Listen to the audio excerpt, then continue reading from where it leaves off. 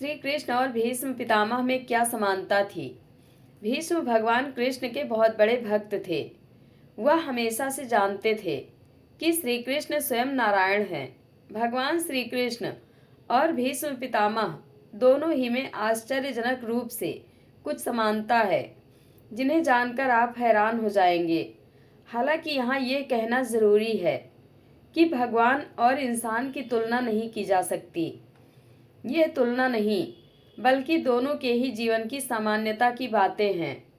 पहली समानता, दोनों ही अपने माता पिता की 8वीं संतान थे।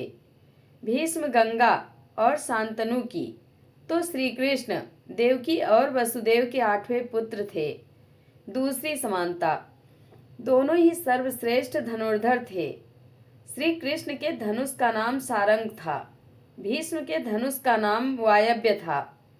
तीसरी समानता, प्रतिज्ञा के प्रति दोनों ही दृढ़ प्रतिज्ञ थे। श्री कृष्ण ने युद्ध में शस्त्र न उठाने की प्रतिज्ञा ली थी। भीष्म ने आजीवन ब्रह्मचारी रहने और सिंहासन के प्रति समर्पित करने की प्रतिज्ञा ली थी। चौथी समानता, दोनों ही का जीवन नदियों से जुड़ा हुआ है। भगवान श्री कृष्ण का बचपन जहाँ यमुना किनारे बीता, वहीं भीष्म का जन्म गंगा किनारे हुआ था और वे गंगा के पुत्र थे। पांचवी समानता, दोनों की ही मृत्यु बाण से हुई थी।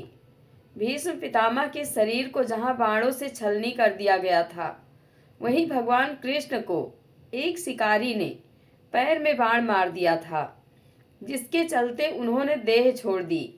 छठी समानता, दोनों को ही पांडव प्रिय थे। भगवान श्री कृष्ण को तो पांडव प्रिय थे ही, साथ भीष्म पितामह को भी पांडव प्रिय थे। भीष्म पितामह भी युद्ध में पांडवों के जीत की कामना ही करते थे।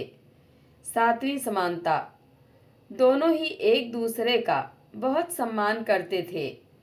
एक और जहाँ भीष्म भगवान श्री कृष्ण का बहुत सम्मान करते थे, वहीं श्री कृष्ण के मन में भी भीष्म के प्रति सम्मान और आदर का भाव था।